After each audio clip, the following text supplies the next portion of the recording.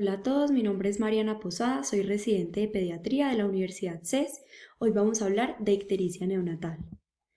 A modo de agenda tenemos entonces la introducción, la epidemiología, las definiciones, la fisiopatología, las causas, los factores de riesgo, la presentación clínica, los paraclínicos, el tratamiento, las complicaciones y por último las conclusiones.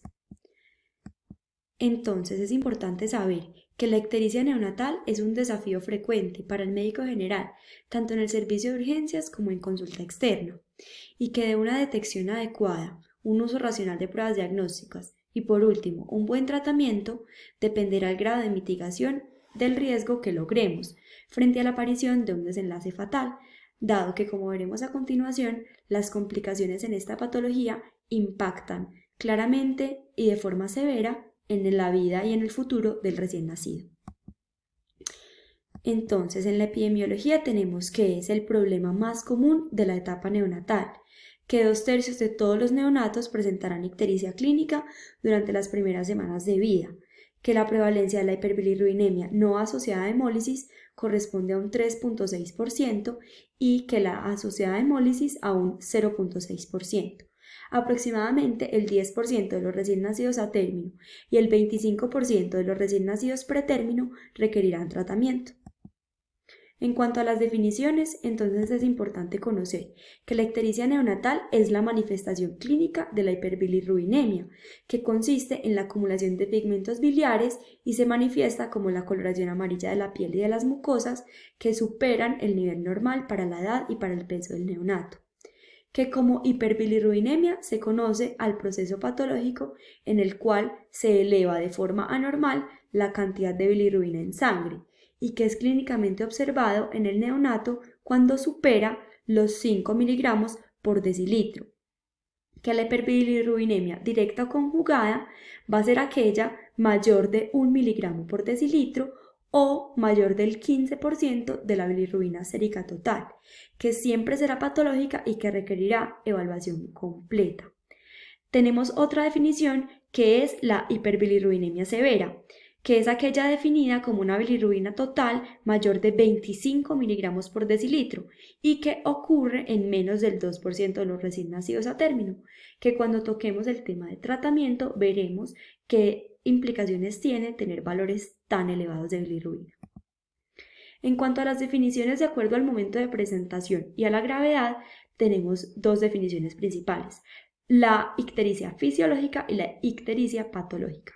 Como ictericia fisiológica, entonces vamos a tener aquella que se presenta después de las 24 horas de vida, que tiene un pico máximo entre 3 y 5 días en los recién nacidos a término y 5 a 7 días en los recién nacidos pretérmino, que no debe superar nunca los 15 miligramos por decilitro o inclusive en aquellos recién nacidos a término que están alimentados con fórmula debe ser máximo de 15 miligramos por decilitro, que no se debe prolongar más de 2 semanas y que la bilirrubina directa siempre debe ser menor de 1 miligramo por decilitro.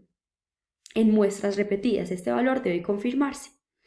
En cuanto a la definición de ictericia patológica, entonces tenemos aquella que inicia en las primeras 24 horas de vida, que aumenta más de 5 miligramos por decilitro al día y que supera el valor de 15 miligramos por decilitro, que dura más de 2 semanas en el pretérmino o más de 1 semana en el atérmino, y que la bilirrubina directa supera el valor de 1 miligramo por decilitro, o sea que hablamos de una colestasis neonatal. Hay que tener presente en esta definición que hay puntos de corte en la literatura que sitúan el aumento como mayor de 17 miligramos por decilitro y no mayor de 15 miligramos por decilitro.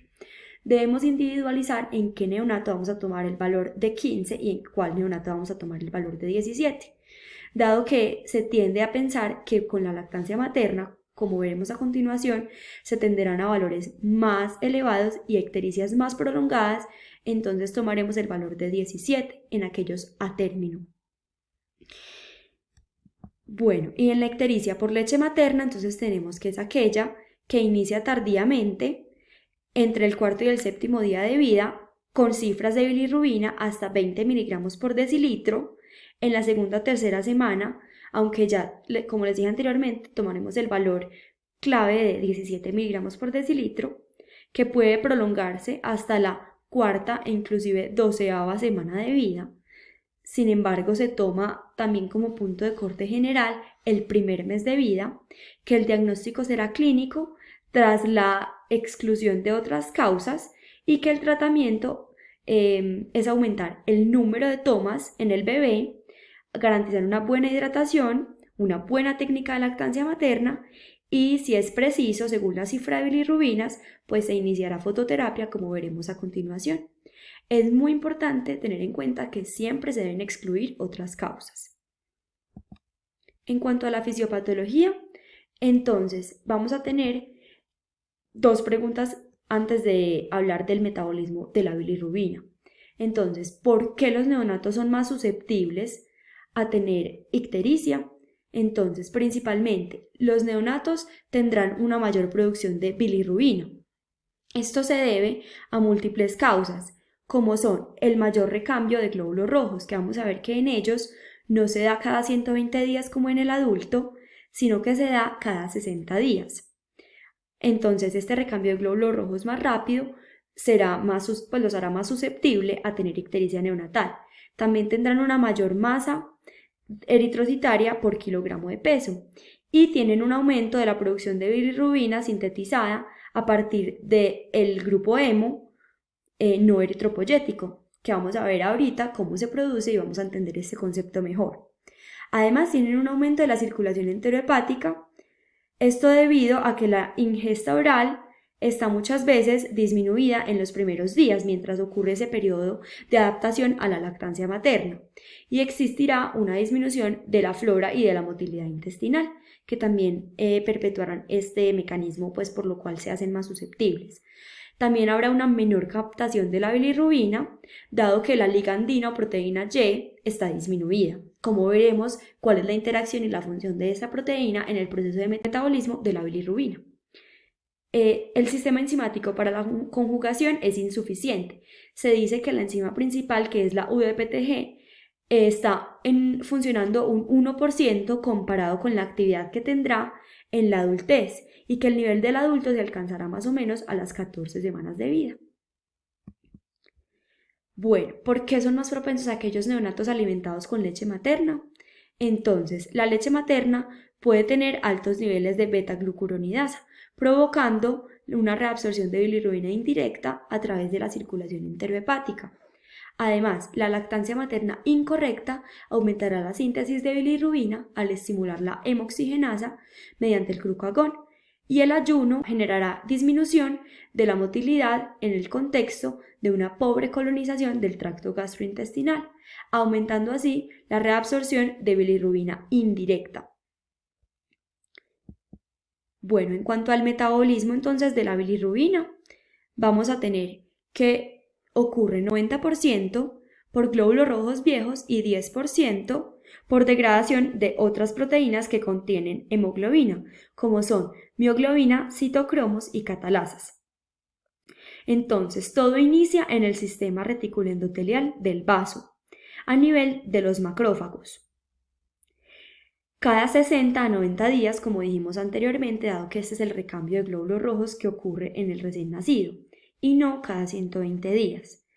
Al degradarse el glóbulo rojo se liberará su hemoglobina, que es esta partícula que vemos acá, en globina y hemo. La globina formará proteínas a partir de los aminoácidos, y con el hemo entonces iniciaremos todo el proceso de metabolismo de la bilirrubina.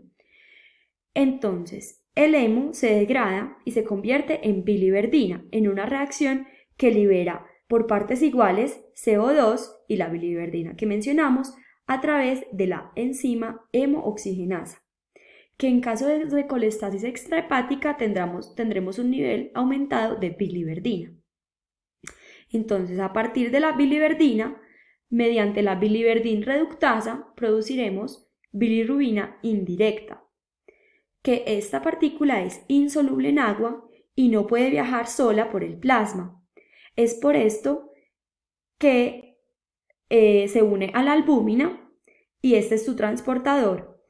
Cuando la bilirrubina indirecta no está unida a la albúmina, es este diagrama que vemos aquí abajo, tendremos entonces el efecto neurotóxico y todas las secuelas producidas por la hiperbilirrubinemia que veremos posteriormente, porque pasará la barrera hematoencefálica y ya la penetración dependerá de las concentraciones plasmáticas y de la solubilidad que ésta tenga.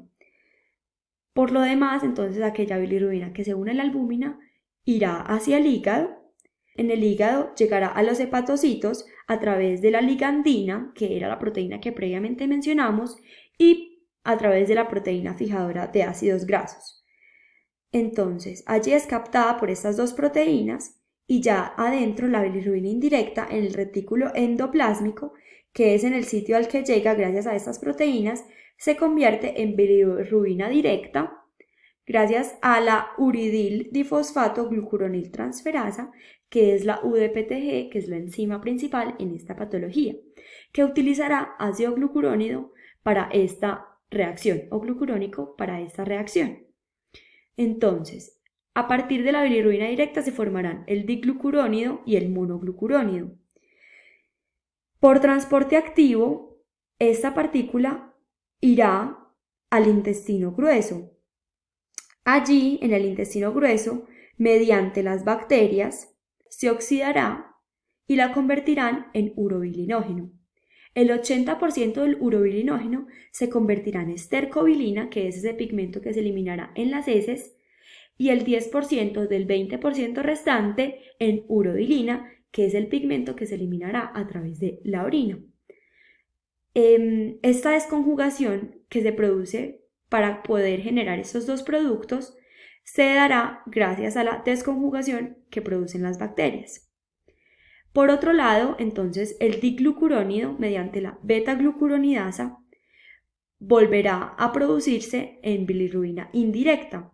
Entonces, los recién nacidos tienen menor cantidad de bacterias en el intestino grueso y tendrán mayor actividad de beta-glucuronidasa por la lactancia materna, que es la enzima que desconjuga el diglucurónido de bilirrubina en bilirrubina otra vez indirecta y volverá a reiniciarse el ciclo. Bueno, entonces a partir de allí tenemos entonces que hablar de las causas. Para hablar entonces de las principales causas de hiperbilirrubinemia, empezaremos por aquellas a expensas de la bilirrubina indirecta, dado que son las más frecuentemente presentadas en el recién nacido. Como principales tenemos todos los trastornos de la producción, que aquí se agrupan varias causas. La principal es la enfermedad hemolítica, dado que es la causa más común de ictericia patológica, que como paraclínico principal tendremos un CUMS directo que será positivo. También es importante la incompatibilidad RH por madre O negativo, o A negativo, o P negativo y feto que sea RH positivo. Y la incompatibilidad ABO o por otros subgrupos que será aquella madre O y feto AB o AB. La esferocitosis hereditaria y otros defectos de la membrana del eritrocito también se agrupan como trastornos de la producción. Y la deficiencia de glucosa 6-fosfato deshidrogenasa y de piruvato quinasa, que en este caso tendremos una sospecha de deficiencia de piruvato quinasa cuando hay una hiperbilirrubinemia marcada, anemia hemolítica con un CUMS directo que sea negativo. Esto nos hará sospechar deficiencia de piruvato quinasa. Y en la alfa-talasemia que tendremos hemólisis severa, hidropesía fetal y casi siempre muerte muy temprana. En el próximo video continuaremos hablando de las causas de hiperbilirrubinemia indirecta.